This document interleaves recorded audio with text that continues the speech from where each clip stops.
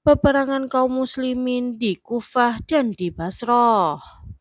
Assalamualaikum warahmatullahi wabarakatuh. Kembali lagi di Lais Media. Kufah dan Basrah merupakan basis militer kaum muslimin. Masing-masing memiliki 40.000 tentara. Kufah berada di bawah komando Panglima Walid ibnu Uqbah. Pasukan dari Kufah menyerang Azerbaijan ketika penduduknya menolak membayar jizyah yang telah ditetapkan. Hal yang sama juga dialami penduduk Rai. Walid bergerak untuk memerangi dan memaksa mereka agar mau membayar jizyah.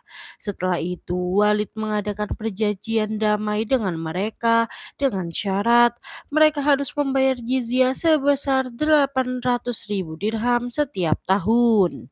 Ia tidak akan meninggalkan mereka kecuali setelah ia menerima jizyah mereka selama 1 tahun penuh. Walid lalu menuju Asyad ibnu Qais sebagai wali kota Rai.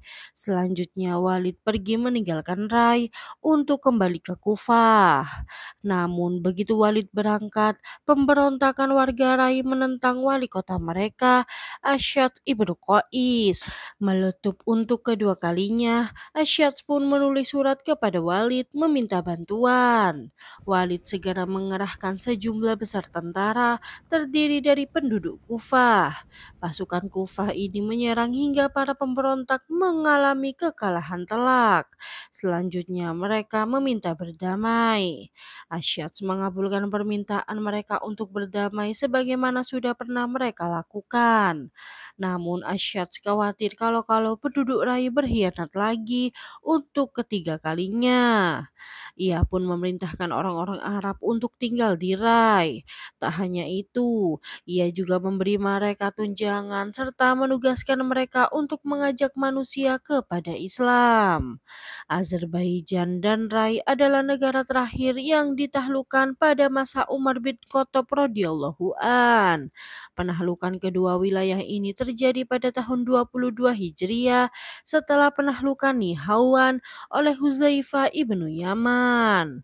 Hudzaifah kemudian dinobatkan sebagai komandan militer kaum muslimin di wilayah Nihawand setelah gugurnya Nu'man ibnu Mukrin dalam perang Nihawand.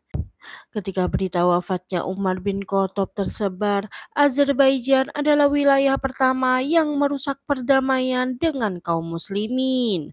Utsman bin Affan pun lantas mengeluarkan perintah kepada Walid ibnu Uqbah untuk meredam pemberontakan itu dan memerangi serta mengembalikan para pemberontak ke pangkuan wilayah kekhilafahan Islam.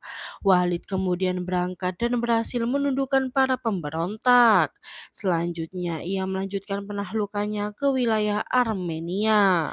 Di Basrah, Legiun Basrah sudah pernah berperang melawan Persia ketika Persia tidak mau tunduk di bawah kekuasaan umat Islam dan menghilangkan nyawa panglima militer kaum muslimin Abdullah ibnu Muammar.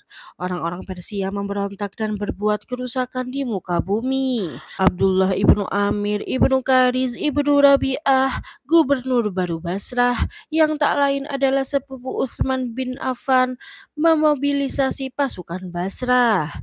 Ia lalu berangkat bersama Legiun Basrah menuju Persia.